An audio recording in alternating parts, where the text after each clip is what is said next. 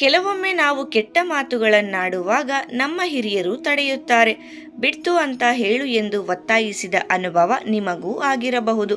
ನಮ್ಮ ಹಿರಿಯರು ಹೇಳುವ ಪ್ರಕಾರ ನಾವು ಕೆಟ್ಟ ಮಾತುಗಳನ್ನಾಡುವಾಗ ಅಶ್ವಿನಿ ದೇವತೆಗಳು ಅಥವಾ ಅಸ್ತು ದೇವತೆಗಳು ಅಸ್ತು ಎಂದರೆ ಅದು ಖಂಡಿತ ನಡೆಯುತ್ತದೆ ಎನ್ನುತ್ತಾರೆ. ಈ ಕಾರಣಕ್ಕಾಗಿ ಅವರು ಕೆಡುಕುಂಟು ಮಾಡುವ ಮಾತುಗಳನ್ನಾಡಿದಾಗ ಬಿಡ್ತು ಎಂದು ಹೇಳುವಂತೆ ನಮ್ಮನ್ನು ಒತ್ತಾಯಿಸುತ್ತಿದ್ದರು. ಹಾಗಾದರೆ ಈ ಅಸ್ತು ದೇವತೆಗಳು ಯಾರು? ಇವರು ಅಸ್ತು ಅಂದಾಕ್ಷಣ ನಾವು ಆಡಿದ ಮಾತುಗಳು ನಿಜವಾಗುತ್ತಿದೆಯೇ ಎಂಬುದರ ಮಾಹಿತಿ ಇಂದಿನ ವಿಡಿಯೋದಲ್ಲಿ ತಿಳಿಯೋಣ.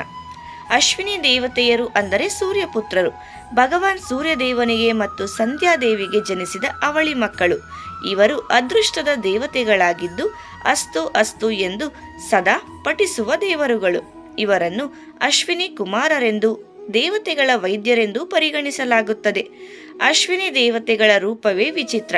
ಯಾಕೆಂದರೆ ಈ ಅವಳಿ ಅಶ್ವಿನಿ ಕುಮಾರದ್ದು ದೇಹ ಮಾನವ ದೇಹವಾದರೆ ಮುಖ ಕುದುರೆಯ ಮುಖ. ಆದರೂ ನೋಡಲು ಅತ್ಯಂತ ಆಕರ್ಷಕರಾಗಿದ್ದರು.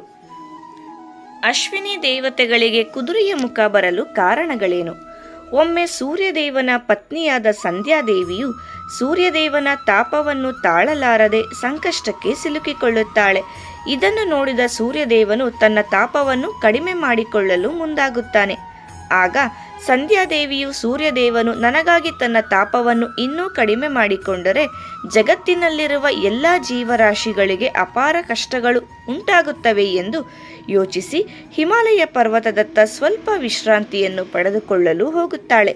ಅಲ್ಲಿ ಯಾರಿಗೂ ಗುರುತು ಸಿಗದ ಹಾಗೆ ಕುದುರೆಯ ಅವತಾರವನ್ನು ತಾಳಿ ಹಿಮಾಲಯದ ತಪ್ಪಲಿನಲ್ಲಿ ವಿಹರಿಸುತ್ತಿರುವಾಗ ಸೂರ್ಯದೇವನು ಕುದುರೆಯ ರೂಪದಲ್ಲಿ ಇರುವ ಸಂಧ್ಯಾದೇವಿಯನ್ನು ಗುರುತಿಸಿ ತಾನು ಕೂಡ ಕುದುರೆಯ ರೂಪವನ್ನು ತೆಗೆದುಕೊಳ್ಳುತ್ತಾನೆ.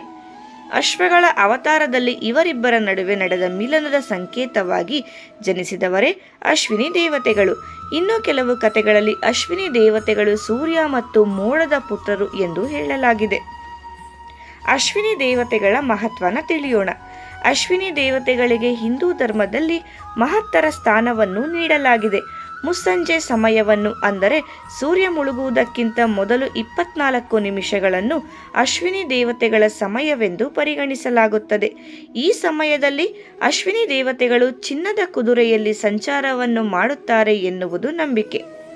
ಈ ಸಮಯದಲ್ಲಿ ಅಪಶಕುನದಂತಹ ಮಾತುಗಳನ್ನು ಆಡಬಾರದು, ಸುಳ್ಳನ್ನು ಹೇಳಬಾರದು, ಇನ್ನೊಬ್ಬರ ಮನಸ್ಸಿಗೆ ನೋವಾಗುವಂತಹ ಪದಗಳನ್ನು ಬಳಸಬಾರದು, ಮಲಗಬಾರದು ಎಂದು ಹೇಳಲಾಗುತ್ತದೆ. ಅಶ್ವಿನಿ ದೇವತೆಗಳು ಅಸ್ತು ಅಸ್ತು ಎಂದು ನುಡಿಯುತ್ತಿರುತ್ತಾರೆ.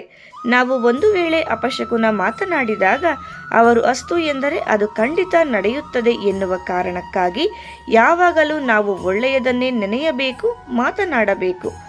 ಅಶ್ವಿನಿ ದೇವತೆಗಳು ಸಂಚಾರ ಮಾಡುವಂತಹ ಸಮಯದಲ್ಲಿ ಸ್ನಾನ ಅಥವಾ ಕೈಕಾಲು ಮುಖವನ್ನು ತೊಳೆದು ಶುದ್ಧರಾಗಿ ಮನೆಯ ದೇವರ ಕೋಣೆಯಲ್ಲಿ ತುಳಸಿಯ ಬಳಿ ಹಾಗೂ ಇನ್ನು ಕೆಲವರು ಮನೆಯ ಹೊರಗೆ ದೀಪವನ್ನು ಹಚ್ಚಿ ಪೂಜೆಯನ್ನು ಮಾಡುತ್ತಾರೆ.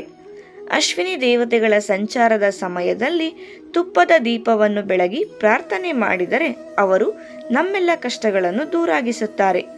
ಜೀವನದ ಪ್ರತಿಯೊಂದು ಹಂತದಲ್ಲೂ ಯಶಸ್ಸು, ಸಂತೋಷ ಮತ್ತು ಸಮೃದ್ಧಿಯನ್ನು ಕರುಣಿಸುತ್ತಾರೆ ಹಾಗೂ ಜೀವನದ ಪ್ರತಿಯೊಂದು ಹಂತದಲ್ಲೂ ಏಳಿಗೆಯನ್ನು ಹೊಂದುತ್ತಾರೆ ಎನ್ನುವ ನಂಬಿಕೆ ಇದೆ.